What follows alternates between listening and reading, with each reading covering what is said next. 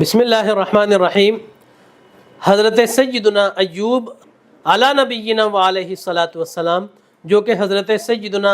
اسحاق علی نبینا و علیہ الصلاۃ والسلام کی اولاد میں سے تھے، آپ کو اللہ تبارک و تعالیٰ نے حسن صورت، کثرت اموال اور کثرت اولاد عطا فرمائی تھی۔ اللہ تبارک و تعالیٰ نے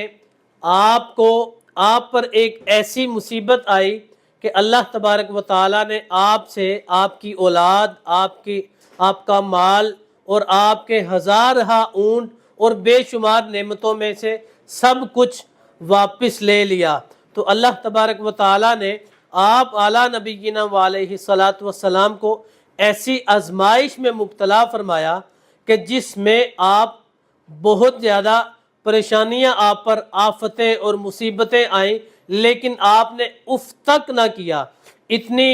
مصیبتوں اور پریشانیوں اور غموں اور دکھوں کے بعد جب آپ اعلیٰ نبینا و علیہ الصلاۃ والسلام سے کوئی اس پر دکھ یا پریشانی پر افسوس کرتا تو آپ اعلیٰ نبینا و علیہ الصلاۃ والسلام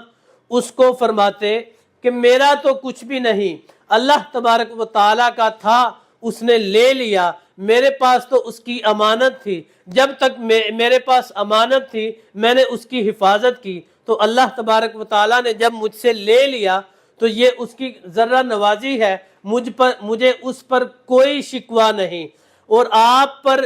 پھر ایک ایسی بیماری لاحق ہوئی کہ بہت عرصہ دراز تک آپ بیمار رہے، اور ایسی بیماری تھی کہ جس سے طبیب بھی عاجز آ گئے۔ آپ کی اہلیہ محترمہ نے آپ کی بہت زیادہ خدمت کی، پھر اللہ تبارک و تعالیٰ نے آپ کو صحت یاب فرمایا، اور جب اللہ تبارک و تعالیٰ نے آپ کو دوبارہ صحت یاب فرمایا، اللہ تبارک و تعالیٰ نے آپ کی تمام نعمتیں بھی